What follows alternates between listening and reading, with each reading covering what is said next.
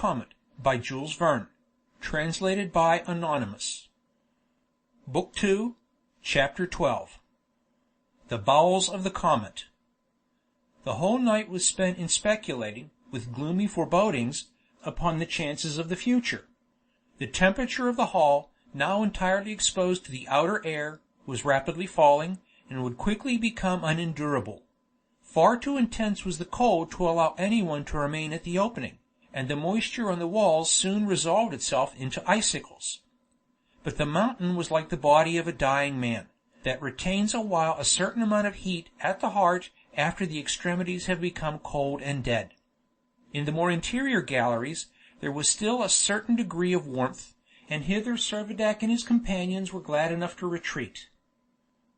Here they found the professor, who, startled by the sudden cold, had been fain to make a precipitate retreat from his observatory. Now would have been the opportunity to demand of the enthusiast whether he would like to prolong his residence indefinitely upon his little comet. It is very likely that he would have declared himself ready to put up with any amount of discomfort to be able to gratify his love of investigation, but all were far too disheartened and distressed to care to banter him upon the subject on which he was so sensitive. The next morning Servadac thus addressed his people: "My friends, except from cold, we have nothing to fear. Our provisions are ample, more than enough for the remaining period of our sojourn in this lone world of ours. Our preserved meat is already cooked. We shall be able to dispense with all fuel for cooking purposes. All that we require is warmth. Warmth for ourselves. Let us secure that, and all may be well. Now, I do not entertain a doubt that the warmth we require is resident in the bowels of this mountain on which we are living. To the depth of those bowels we must penetrate. There we shall obtain the warmth which is indispensable for our very existence." His tone, quite as much as his words, restored confidence to many of his people, who were already yielding to a feeling of despair. The count and the lieutenant fervently, but silently, grasped his hand. "Nina," said the captain, "you will not be afraid to go down to the lower depths of the mountain, will you?" "Not if Pablo goes," replied the child. "Oh, yes, of course, Pablo will go. You are not afraid to go, are you, Pablo?" he said, addressing the boy. "Anywhere with you, your Excellency," was the boy's prompt reply. And certain it was that no time must be lost in penetrating below the heart of the volcano. Already the most protected of the many ramifications of Nina's hive were being pervaded by a cold that was insufferable. It was an acknowledged impossibility to get access to the crater by the exterior declivities of the mountainside. They were far too steep and too slippery to afford a foothold. It must of necessity be entered from the interior. Lieutenant Procope accordingly undertook the task of exploring all the galleries, and was soon able to report that he had discovered one which he had every reason to believe abutted upon the central funnel. His reason for coming to this conclusion was that the caloric emitted by the rising vapors of the hot lava seemed to be oozing, as it were, out of the tellurium, which had been demonstrated already to be a conductor of heat. Only succeed in piercing through this rock for 7 or 8 yards, and the lieutenant did not doubt that his way would be opened into the old lava course, by following which he hoped descent would be easy. Under the lieutenant's direction the Russian sailors were immediately set to work. Their former experience had convinced them that spades and pickaxes were of no avail, and their sole resource was to proceed by blasting with gunpowder. However skillfully the operation might be carried on, it must necessarily occupy several days, and during that time the sufferings from the cold must be very severe. If we fail in our object, we cannot get to the depths of the mountain, our little colony is doomed," said the Count Timascheff. "That speech is not like yourself," answered Servadac, smiling. "What has become of the faith which has hitherto carried you so bravely through all our difficulties?" The count shook his head, as if in despair, and said, sadly, "The hand that has hitherto been outstretched to help seems now to be withdrawn." "But only to test our powers of endurance," rejoined the captain, earnestly. "Courage, my friend, courage. Something tells me that this cessation of the eruption is only partial. The internal fire is not all extinct. All is not over yet. It is too soon to give up. Never despair." Lieutenant Procope quite concurred with the captain.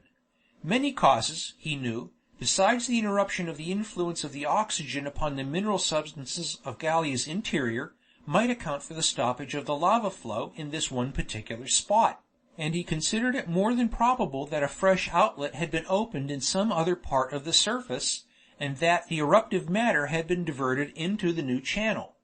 But at present his business was to prosecute his labors so that a retreat might be immediately effected from their now untenable position. Restless and agitated, Professor Rosette, if he took any interest in these discussions, certainly took no share in them. He had brought his telescope down from the observatory into the common hall, and there at frequent intervals, by night and by day, he would endeavor to continue his observations. But the intense cold perpetually compelled him to desist, or he would literally have been frozen to death. No sooner, however, did he find himself obliged to retreat from his study of the heavens, than he would begin overwhelming everybody about him with bitter complaints, pouring out his regrets that he had ever quitted his quarters at the Formentera. On the 4th of January, by persevering industry, the process of boring was completed, and the lieutenant could hear that fragments of the blasted rock, as the sailors cleared them away with their spades, were rolling into the funnel of the crater. He noticed, too, that they did not fall perpendicularly, but seemed to slide along, from which he inferred that the sides of the crater were sloping. He had therefore reason to hope that a descent would be found practicable. Larger and larger grew the orifice. At length it would admit a man's body, and Ben Zoof, carrying a torch, pushed himself through it, followed by the lieutenant and Servadac. Procope's conjecture proved correct. On entering the crater, they found that the sides slanted at an angle of about 4 degrees. Moreover, the eruption had evidently been of recent origin, dating probably only from the shock which had invested Gallia with a proportion of the atmosphere of the earth, and beneath the coating of ashes with which they were covered, there were various irregularities in the rock, not yet worn away by the action of the lava, and these afforded a tolerably safe footing. "Rather a bad staircase," said Ben Zoof, as they began to make their way down. In about half an hour, proceeding in a southerly direction, they had descended nearly 500 feet. From time to time they came upon large excavations that at first sight had all the appearance of galleries, but by waving his torch, Ben Zoof could always see their extreme limits, and it was evident that the lower strata of the mountain did not present the same system of ramification that rendered the hive above so commodious a residence. It was not a time to be fastidious. They must be satisfied with such accommodation as they could get, provided it was warm. Captain Servadac was only too glad to find that his hopes about the temperature were to a certain extent realized. The lower they went, the greater was the diminution of the cold, a diminution that was far more rapid than that which is experienced in making the descent of terrestrial mines. In this case it was a volcano, not a colliery, that was the object of the exploration, and thankful enough they were to find that it had not become extinct. Although the lava, for some unknown cause, had ceased to rise in the crater, yet plainly it existed somewhere in an incandescent state, and was still transmitting considerable heat to the inferior strata. Lieutenant Procope had brought in his hand a mercurial thermometer, and Servadac carried an aneroid barometer, by means of which he could estimate the depth of their descent below the level of the Gallian Sea. When they were 600 feet below the orifice the mercury registered a temperature of 6 degrees below zero. 6 degrees, said Servadac, that will not suit us. At this low temperature we could not survive the winter. We must try deeper down. I hope the ventilation will hold out. There was, however, nothing to fear on the score of ventilation. The great current of air that rushed into the aperture penetrated everywhere, and made respiration perfectly easy. The descent was continued for about another 300 feet, which brought the explorers to a total depth of 900 feet from their old quarters. Here the thermometer registered 12 degrees above zero, a temperature which, if only it were permanent, was all they wanted. There was no advantage in proceeding any further along the lava course. They could already hear the dull rumblings that indicated that they were at no great distance from the central focus. "Quite near enough for me," exclaimed Ben Zoof. "Those who are chilly are welcome to go as much lower as they like. For my part, I shall be quite warm enough here." After throwing the gleams of torchlight in all directions, the explorers seated themselves on a jutting rock, and began to debate whether it was practicable for the colony to make an abode in these lower depths of the mountain. The prospect, it must be owned, was not inviting. The crater, it is true, widened out into a cavern sufficiently large, but here its accommodation ended. Above and below were a few ledges in the rock which could serve as receptacles for provisions, but, with the exception of a small recess that must be reserved for Nina, it was clear that henceforth they must all renounce the idea of having separate apartments. The single cave must be their dining room, drawing room, and dormitory, all in one. From living the life of rabbits in a warren, they were reduced to the existence of moles, with the difference that they could not, like them, forget their troubles in a long winter's sleep. The cavern, however, was quite capable of being lighted by means of lamps and lanterns. Among the stores were several barrels of oil and a considerable quantity of spirits of wine, which might be burned when required for cooking purposes. Moreover, it would be unnecessary for them to confine themselves entirely to the seclusion of their gloomy residence. Well wrapped up, there would be nothing to prevent them from making occasional excursions both to the hive and to the seashore. A supply of fresh water would be constantly required. Ice for this purpose must be perpetually carried in from the coast, and it would be necessary to arrange that everyone in turn should perform this office, as it would be no sinecure to clamber up the sides of the crater for 900 feet, and descend the same distance with a heavy burden. But the emergency was great, and it was accordingly soon decided that the little colony should forthwith take up its quarters in the cave. After all, they said, they could hardly be much worse off than the thousands who annually winter in the Arctic regions. On board the whaling vessels, and in the establishments of the Hudson's Bay Company, such luxuries as separate cabins or sleeping chambers are never thought of. One large apartment, well heated and ventilated, with as few corners as possible, is considered far more healthy, and on board ship the entire hold, and in forts a single floor, is appropriated to this purpose. The recollection of this fact served to reconcile them, in a great degree, to the change to which they felt it requisite to submit. Having remounted the ascent, they made the result of their exploration known to the mass of the community, who received the tidings with a sense of relief, and cordially accepted the scheme of the migration. The first step was to clear the cavern of its accumulation of ashes, and then the labor of removal commenced in earnest. Never was a task undertaken with greater zest. The fear of being to a certainty frozen to death if they remained where they were, was a stimulus that made everyone put forth all his energies. Beds, furniture, cooking utensils, first the stores of the Dobryna, then the cargo of the tartan, all were carried down with the greatest alacrity, and the diminished weight combined with the downhill route to make the labor proceed with incredible briskness. Although Professor Rosette yielded to the pressure of circumstances, and allowed himself to be conducted to the lower regions, nothing would induce him to allow his telescope to be carried underground; and as it was undeniable that it would certainly be of no service deep down in the bowels of the mountain, it was allowed to remain undisturbed upon its tripod in the great hall of Nina's hive. As for Isaac Hakkabut, his outcry was beyond description lamentable. Never, in the whole universe, had a merchant met with such reverses. Never had such a pitiable series of losses befallen an unfortunate man.